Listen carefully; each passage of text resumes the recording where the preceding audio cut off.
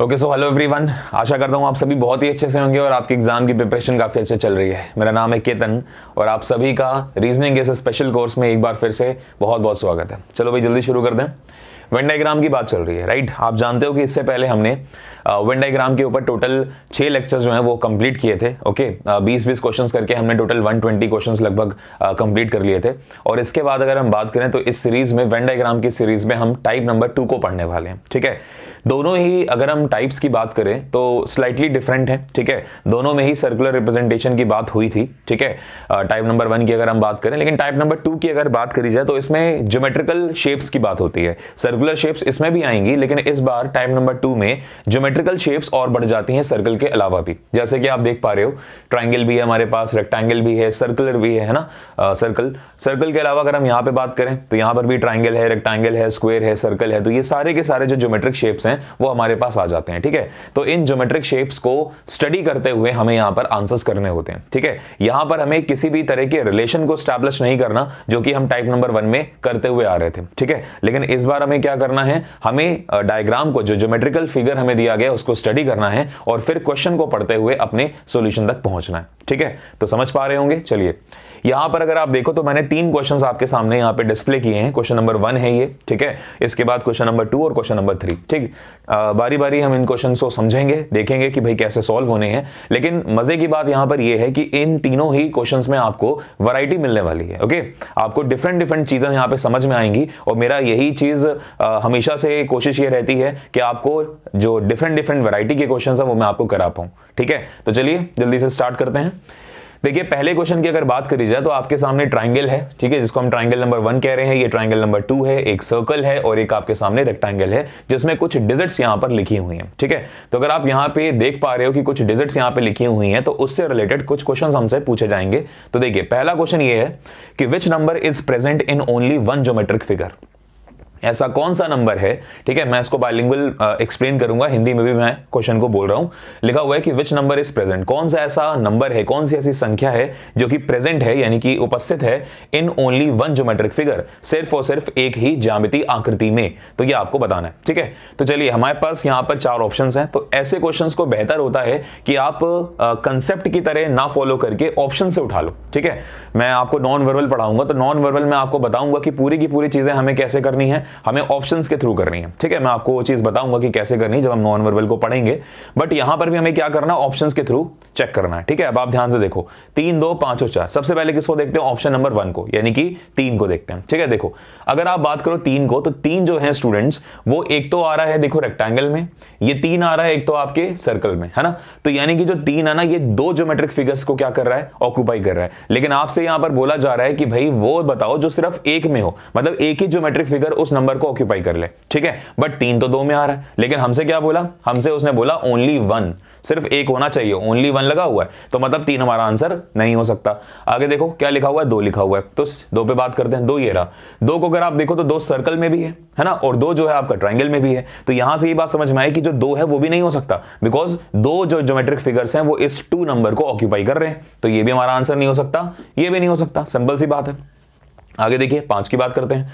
5 पे अगर हम बात करें तो इस ट्राइंगल के अंदर है और इस रेक्टेंगल के अंदर है, तो मतलब 5 भी हमारा आंसर नहीं हो सकता, क्योंकि ये भी 2 ज्योमेट्रिक फिगर्स के अंदर आ रहा है। ठीक है, अब बच गया हमारे पास एक 4, और 4 ही हमारा आंसर होने वाला है। और यहां पर 4 को अगर आप ध्यान से स्टडी करो, ध्यान से इसको ऑब्जर्व करो, तो ये 4 जो है ये सिर्फ और सिर्फ रेक्टेंगल में आ रहा है। इस 4 के साथ कोई दूसरी जो ज्योमेट्रिक फिगर है वो एक दूसरे, मतलब कोई भी किसी भी तरह की शेयरिंग नहीं कर रही। आप समझ रहे हो, 4 जो है वो एक ही ज्योमेट्रिक फिगर में आ रहा है, वहीं पे आ रहा है, खत्म होगी बात। समझ रहे हो, तो यही हमारा इस सवाल का जवाब होगा। समझ में आ रहा है, तो क्वेश्चन नंबर 1 के लिए आंसर हो गया हमारा डी। चलिए सेकंड की बात करते हैं। सेकंड भी कुछ वैसा ही है लेकिन स्लाइटली डिफरेंट कहेंगे। देखिए ध्यान से, यहां पर आपको जो फिगर दे रखा है उसमें एक सर्कल है। ठीक है, एक यहां पर आप देख रहे हो ये रेक्टेंगल 2 है और ये वाला जो है, जो वर्टिकल है वो रेक्टेंगल 1 है। ठीक है, अब आप ध्यान से समझो इस चीज को। अगर हम यहां पर बात करें तो लिखा हुआ देखो कि which are the numbers that make their presence felt in only one of the geometric figures. मतलब सेम क्वेश्चन है अभी भी, लेकिन यहां पर आपसे बोल रहा है कि ऐसे कौन से, ठीक है, यहां पर ऐसे कौन से नंबर्स लिखे हुए हैं, ठीक है, जो कि सिर्फ एक ही तरह के ज्योमेट्रिक फिगर के अंदर आ रहे हैं। यहां पर ये क्वेश्चन है। ठीक है, तो अब जरा ध्यान से देखो, हम जरा स्टडी करते हैं 4, 6 और 7 की, है ना, 4, 6 और 7 की अगर हम बात करें, या अगर हम ना भी बात करें ऑप्शंस के थ्रू, हम ऐसा करते हैं, हम नंबर्स के थ्रू करने की कोशिश करते हैं। देखो ध्यान से, अगर मैं बात करूं इस पर्टिकुलर रेक्टेंगल में, ध्यान से देखना, मैं इस पर्टिकुलर रेक्टेंगल की बात कर रहा हूं, तो इस रेक्टेंगल के अंदर क्या क्या आपको दिख रहा है, 6, 8, 3, 2 और 4। ये मत देखना सर इसके अंदर तो 6, 8, 3, 4, 2 है, लेकिन ये 8 और 3 तो 8 तो सर्कल में भी है, 8 तो इस रेक्टेंगल में भी है, 3 जो है वो इस रेक्टेंगल में भी है, तो उससे हमें मतलब होगा। लेकिन फिलहाल अभी आपको ये देखना है कि ये जितनी भी डिजिट्स मैंने आपको बताई वो इस रेक्टेंगल में आ रही हैं। हाँ बिल्कुल आ रही हैं। कौन कौन सी? 6, 8, 4, 3 और 2। अब आप देखो जो 6 है ना, 6 वो 2 में आ गया, एक तो रेक्टेंगल 1 में आ गया और एक सर्कल में भी आ गया, इसलिए 6 नहीं ले सकते, क्योंकि क्वेश्चन ने बोला गया that make their presence in only one of the geometric figures, है ना, सिर्फ एक में होने चाहिए वो, तो ये तो 2 में आ गया ना 6, इसलिए नहीं ले सकते।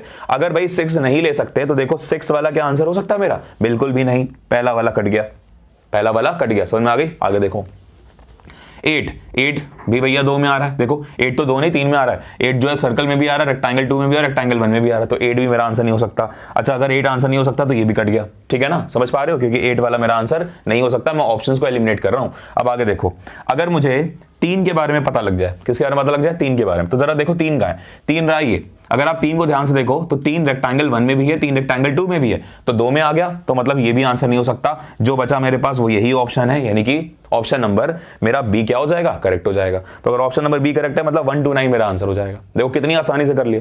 लेकिन अगर आप प्रॉपर करना चाहते हो ना इसको, तो आप प्रॉपर भी कर सकते हो। ध्यान समझो कैसे।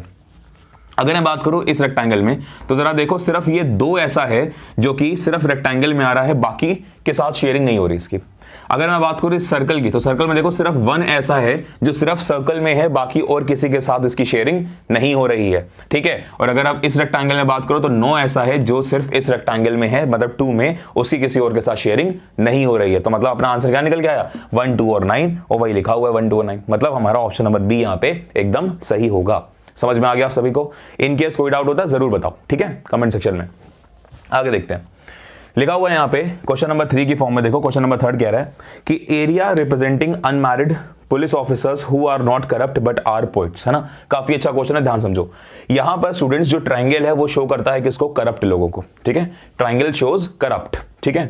ये जो रेक्टेंगल आपको दिख रहा है वो शो करता है मैरिड पीपल को, जो मैरिड लोग हैं उनको शो करता है। अगर हम बात करें सर्कल की, तो सर्कल शो करता है स्टूडेंट्स पुलिस को, ठीक है, और जो ये आपको स्क्वायर दिख रहा है ना, स्क्वायर शो करता है पोइट्स को।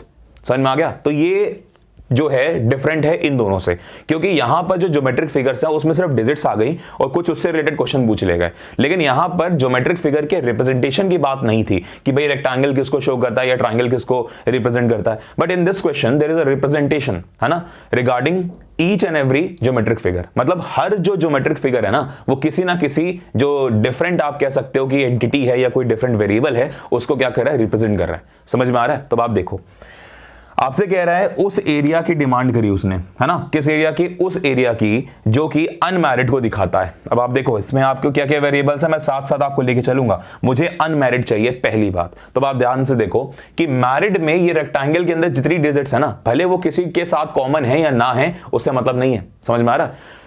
किस में होना चाहिए? मैरिड में। जैसे अभी यहां पे हमने बात करी थी, है ना, यहां पे हमने बात करी थी कि भाई इसके अंदर होने चाहिए जितने भी हों। तो मैरिड में आ गया 4, 5, 6, 13, 8, 7। तो उसने बोल दिया कि भाई अनमैरिड चाहिए, तो मतलब ये सारी की सारी डिजिट्स नहीं हो सकती। तो अगर ये नहीं हो सकती तो फिर अनमैरिड में कौन होगा? जो बाकी डिजिट्स बच गई वही तो अनमैरिड होंगी। भाई मैरिड में ये थी, मैरिड आप ले नहीं सकते, अनमैरिड लेना है आपको, तो अनमैरिड में बाकी ही तो डिजिट्स बची। जरा देखो कौन कौन सी हैं।